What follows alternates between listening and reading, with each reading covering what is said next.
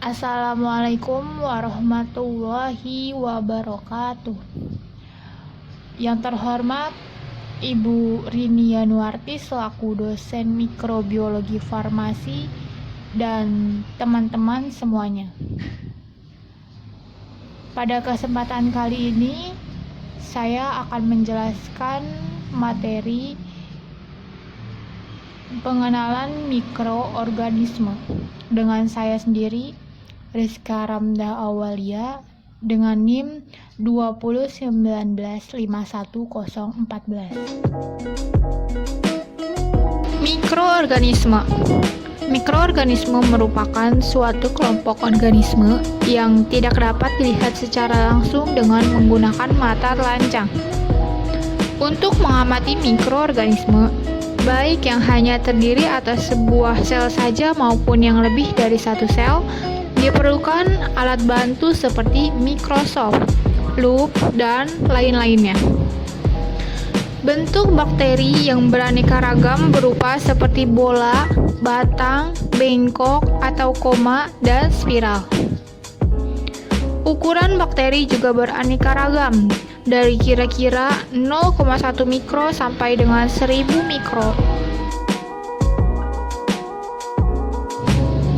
Pewarnaan bakteri gram.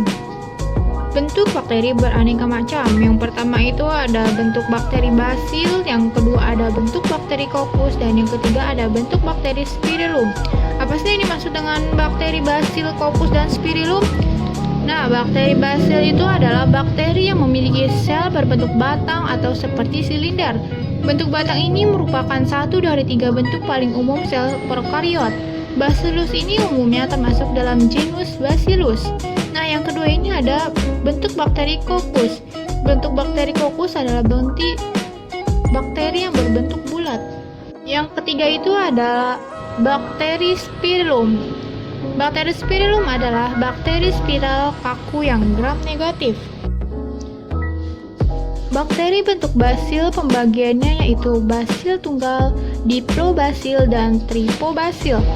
Bakteri bentuk kokus dibagi menjadi monokokus, diplococcus, dan staphylococcus. Untuk bakteri bentuk spirillum hanya dibagi 2, yaitu setengah melengkung dan melengkung. Melihat dan mengamati bakteri dalam keadaan hidup sangatlah sulit, karena selain bakteri itu tidak berwarna, juga transparan dan sangat kecil. Untuk mengatasi hal tersebut, maka dikembangkan suatu teknik pewarnaan sel bakteri. Ini merupakan salah satu cara yang paling utama dalam penelitian mikrobiologi. Tujuan pewarnaan bakteri gram. Pewarnaan gram bertujuan untuk mengidentifikasi bakteri dengan mudah. Pewarnaan gram ini untuk membedakan spesies bakteri menjadi 2 kelompok besar. Yang pertama itu ada gram positif dan yang kedua itu ada gram negatif. Berdasarkan sifat kimia dan fisik dinding sel mereka. Metode ini diberi nama berdasarkan penemunya, yaitu ilmuwan Denmark-Hans Christian Gram pada tahun 1853 sampai 1938, yang mengembangkan teknik ini pada tahun 1884.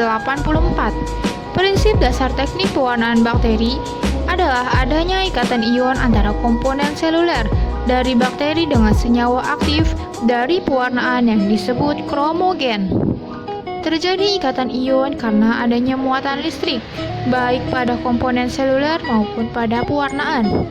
Berdasarkan adanya muatan ini, maka dapat dibedakan pewarnaan asam dan pewarnaan basa. Bakteri gram negatif adalah bakteri yang tidak mempertahankan zat warna metil ungu pada metode pewarnaan gram. Bakteri gram positif akan mempertahankan zat warna metil ungu gelap setelah dicuci dengan alkohol. Bakteri gram negatif memiliki 3 lapisan dinding sel. Lapisan terluar yaitu lipoposakarida atau yang sering disebut dengan lipid. Kemudian tercuci oleh alkohol sehingga pada saat diwarnai dengan safranin akan berwarna merah. Bakteri gram positif memiliki selapis dinding sel berupa peptidoglikan yang tebal. Setelah pewarnaan dengan kristal violet, pori-pori dinding sel menyempit akibat dikolorisasi oleh alkohol, sehingga dinding sel tetap menahan warna ungu. Pewarnaan bereaksi secara kimiawi dengan protoplas bakteri. Apabila sel belum mati, proses pewarnaan akan membunuhnya. Pewarnaan gram dapat membedakan bakteri menjadi dua golongan utama. Yang pertama itu ada gram positif dan yang kedua ada gram negatif.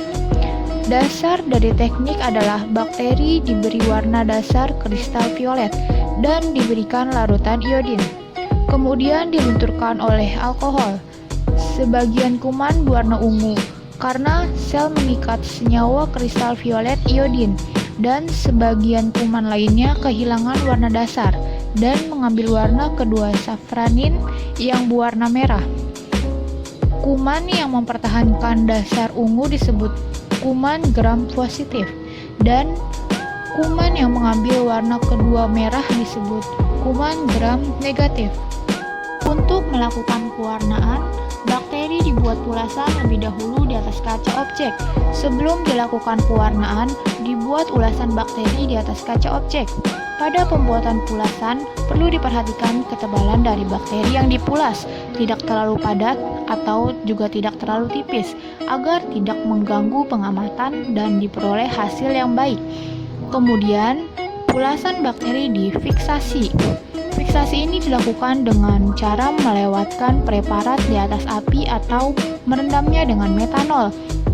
Fiksasi ini bertujuan untuk melekatkan bakteri pada gelas objek dan mematikan bakteri. Setelah fiksasi dilakukan, maka teknik pewarnaan dapat segera dilanjutkan. Pembiakan bakteri. Pada penanaman mikroba perlu diperhatikan kebutuhan nutrisi untuk mikroba tersebut, sehingga dapat tumbuh dengan baik. Isolasi bakteri adalah memisahkan bakteri dari alam dan menanamnya dalam media bagus sebagai biakan murni. Teknik untuk penanaman bakteri ada 7. Yang pertama itu metode tebar atau sebar. Yang kedua ada cara gores. Yang ketiga itu ada cara tabur. Yang keempat ada pembiakan lapangan. Yang kelima ada pembiakan agar miring. Yang keenam ada pembiakan dengan tusukan, dan yang ketujuh ada biakan cair. Teknik pembiakan bakteri yang pertama itu ada metode tebar atau sebar. Metode tebar atau sebar adalah teknik isolasi mikroba dengan cara menginokulasi kultur mikroba secara pulasan atau sebaran di permukaan media agar yang telah memadat. Metode ini dilakukan dengan mengencerkan biakan kultur mikroba, karena konsentrasi sel-sel mikroba pada umumnya tidak diketahui. Maka pengenceran perlu dilakukan beberapa tahap, sehingga sekurang-kurangnya ada satu dari pengenceran itu yang mengandung koloni terpisah antara 30-300 koloni. Koloni mikroba yang terpisah memungkinkan koloni tersebut dapat dihitung. Cara pembiakan metode tebar-sebar yang pertama itu media agar disterilisasikan dalam autoklaf. Kemudian media agar yang sudah disterilisasi dan masih cair dituangkan ke cawan Petri secara aseptis. Lalu nyalakan blower. Selanjutnya sampel diambil dengan pipet mikro secara aseptis. Lalu sampel yang telah diambil diletakkan di atas media agar yang telah memadat di cawan Petri. Kemudian sampel diratakan menggunakan batang L. Setelah itu ditutup kembali cawan Petri lalu dibakar ujung-ujungnya dan dibungkus dalam kertas coklat. Lalu dimasukkan ke dalam inkubator selama 24 jam dengan suhu kurang lebih 30 derajat Celcius. Metode gores. Metode gores umumnya digunakan mengisolasi koloni mikroba pada cawan agar didapatkan koloni terpisah dan merupakan biakan murni. Dasar metode ini yaitu dengan menggoreskan suspensi bahan yang mengandung mikroba. pada permukaan medium agar yang sesuai pada cawan Petri. Setelah inkubasi, maka pada bekas goresan akan tumbuh koloni-koloni terpisah yang mungkin berasal dari satu sel mikroba, sehingga didapatkan diisolasi lebih lanjut. Penggoresan yang sempurna akan menghasilkan koloni yang terpisah. Bakteri yang memiliki flagella seringkali membentuk koloni menyebar, terutama digunakan lempengan yang basah. Untuk mencegah itu, harus digunakan lempengan yang benar-benar kering permukaannya. Cara metode gores yang pertama-tama kita lakukan yaitu pemanasan pinggiran cawan Petri yang berisi biakan dan dipisahkan ujung jarum ose sehingga memijar. Lalu diambil 1 ose bakteri. Kemudian diambil cawan Petri yang berisi media padat dan dipanaskan pinggirannya. Kemudian digoreskan jarum ose ke media secara kontinus. Bakar kembali jarum ose, lalu menandakan cawan Petri dengan menggunakan spidol, lalu dibagi menjadi 4 bagian. Selanjutnya ambil cawan Petri yang berisi biakan dan dipanaskan pinggirannya, lalu panaskan ujung jarum ose hingga memijar. Selanjutnya diambil 1 ose bakteri, kemudian ambil cawan Petri yang telah ditandai dan dipanaskan pinggirannya. Lalu digoreskan pada bagian pertama. Bakar kembali jarum ose, kemudian dilanjutkan menggores pada bagian kedua, dan meneruskan titik akhir bagian pertama dan dilakukan hal yang sama pada bagian ketiga dan keempat. Metode tabur. Dasar dari metode ini yaitu menginokulasi medium agar yang sedang mencair pada temperatur 45 derajat Celcius sampai dengan 50 derajat Celcius dengan suspensi bahan yang mengandung mikroba dan menuangkannya ke dalam cawan Petri steril. Setelah inkubasi, akan terlihat koloni-koloni yang tersebar di permukaan agar yang mungkin berasal dari satu sel bakteri, sehingga dapat diisolasi lebih lanjut. Cara metode tabur yang pertama, larutkan media dengan Aquades hingga mendidih sambil diaduk terus-menerus. Kemudian sterilisasi cawan Petri yang akan digunakan dengan oven pada suhu 170 derajat Celcius selama 30 menit. Selanjutnya, sterilisasi media yang akan digunakan menggunakan autoclave. Selanjutnya, dibakar pinggir cawan Petri untuk menghindari kontaminasi. Ambil sampel dari kamar mandi sebanyak 1 mili dengan menggunakan mikropipet. Kemudian sampel air kamar mandi dimasukkan ke dalam cawan Petri. Cawan Petri kemudian ditutup kembali dan dibakar kembali untuk menghindari kontaminasi. Selanjutnya diambil media yang telah disterilkan, dibuka medianya, kemudian dibakar mulut Erlenmeyer dan dituangkan media di dalam cawan Petri. Cawan Petri ditutup dan dibakar pinggirannya untuk menghindari kontaminasi. Cawan Petri yang berisi media dan sampel diputar membentuk angka 8.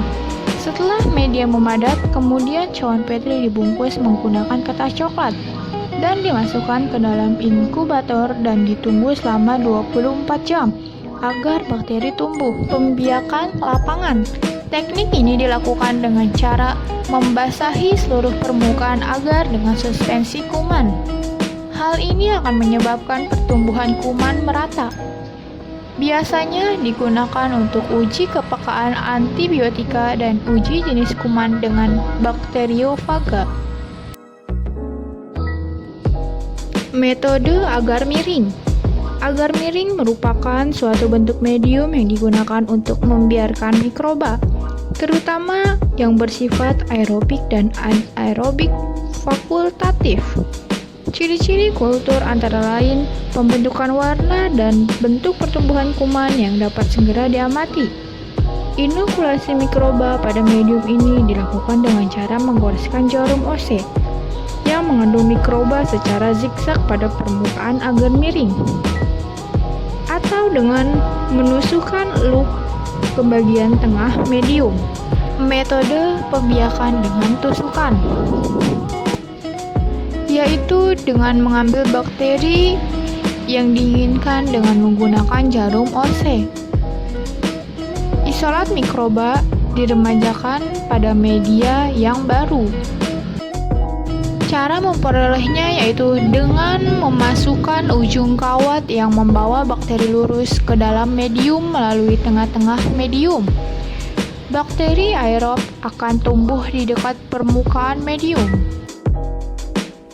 Selanjutnya yaitu biakan cair.